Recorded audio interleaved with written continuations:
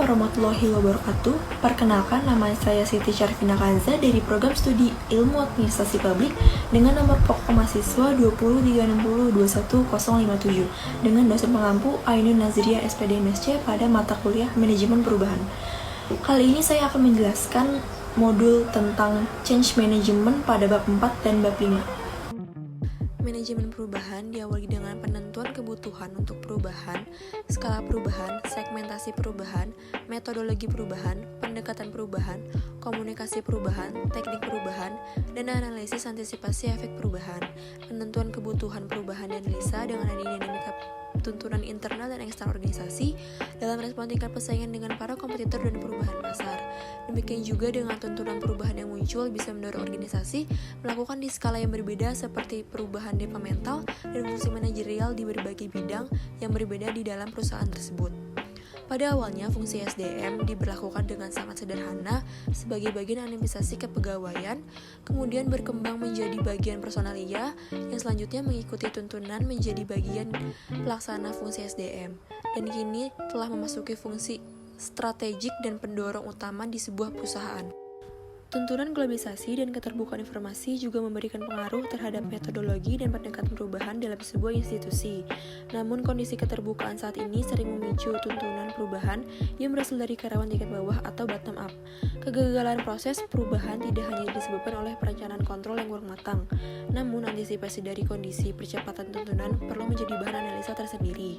Dalam melakukan pengelolaan perubahan, organisasi perlu memperhatikan kesiapan internal dalam berubah.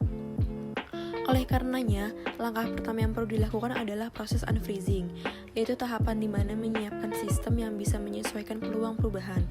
Unfreezing ini ditujukan pada setiap pemangku kepentingan seperti owner, top management, hingga karyawan non-staff sekalipun.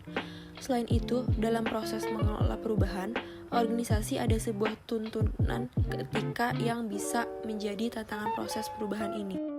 Resistant to change. Hal ini untuk mendukung proses unfreezing, proses perubahan, dan refreezing. Dengan adanya komunikasi yang intensif, diharapkan berbagai kendala psikologis, kognitif, dan kebutuhan peningkatan kapasitas dan kompetisi dapat diidentifikasi dengan baik. Bab 5. Manajemen perubahan. Organizational Development. Pengembangan organisasi atau OD adalah upaya organisasi yang direncanakan untuk meningkatkan efektivitas dan atau efisiensi organisasi dan atau untuk memungkinkan organisasi untuk mencapai tujuan strategisnya. Sebagai contoh, Vasudeva menjadikan OD sebagai promosi kesiapan organisasi dalam memenuhi tuntunan perubahan.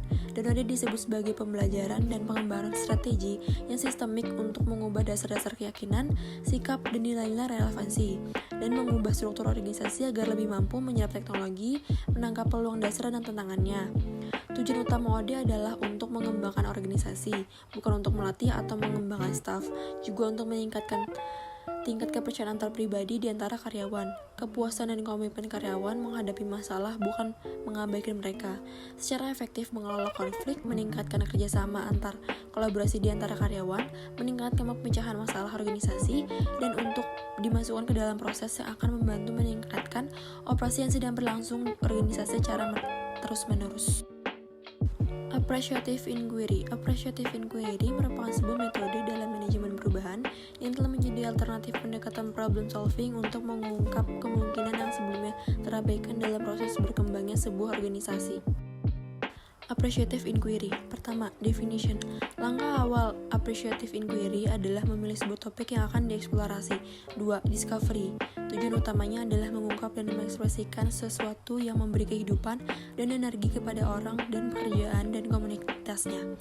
3. Dream. Tujuannya adalah berimajinasi atau envision tentang masyarakat yang ideal di masa depan. 4. Design. Tujuannya adalah menciptakan atau mendesain struktur masyarakat, proses dan hubungan yang mendukung mimpi yang ada. 5. Destiny.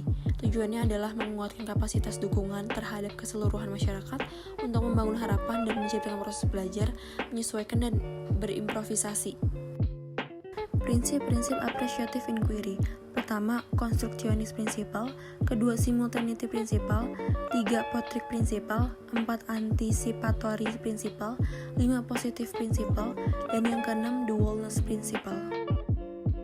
Sense-making approach. Sense-making dari organisasi merupakan upaya untuk mengalirkan pesan, intrinsik tindakan manusia menghubungkan ke arah tertentu, memberikan bentuk tertentu, melalui tindakan pendekatan generalisasi dan pengelembagaan sebuah makna dan aturan tertentu.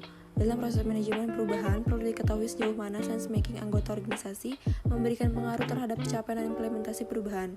Sense-making adalah sebuah proses narasi, termaksud ke dalamnya adalah berbagai bentuk komunikasi secara lisan maupun tulisan, formal maupun non-formal, sehingga sebuah perubahan dapat muncul dari pertukaran dalam sumber cakapan dan pembahasan. Mengelola perubahan. Manajemen perubahan adalah sebuah perubahan organisasi, lingkungan, struktur, budaya, teknologi, atau orang-orang dalam menghadapi sebuah tuntunan, realitas organisasi, dan kesempatan atau ancaman. Proses perubahan organisasi menurut Kurt Lewin terdiri dari 3 proses, yaitu unfreezing, implementasi perubahan, dan refreezing. Pendekatan kontingensi dan proses. Pendekatan kontingensi adalah sebuah proses dalam manajemen perubahan meyakini bahwa ada satu cara terbaik dalam melakukan perubahan organisasi. Tipe perubahan atau cara perubahan dianggap bervariasi tergantung pada tantangan yang dihadapi. Misalnya adalah skala perubahan yang menjadi tujuan, tingkat penerimaan perubahan bagi anggota organisasi, tipe manajemen perubahan, waktu yang dibutuhkan, dan kinerja organisasi.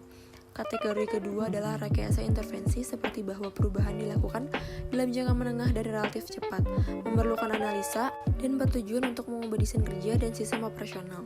Sedangkan kategori ketiga adalah pengajaran intervensi, yaitu perubahan dilakukan dalam jangka panjang dan bertahap, membutuhkan konsultan, dan merubah praktik kerja dan perilaku. Kategori keempat adalah sosialisasi intervensi, yaitu perubahan jangka panjang dan bertahap.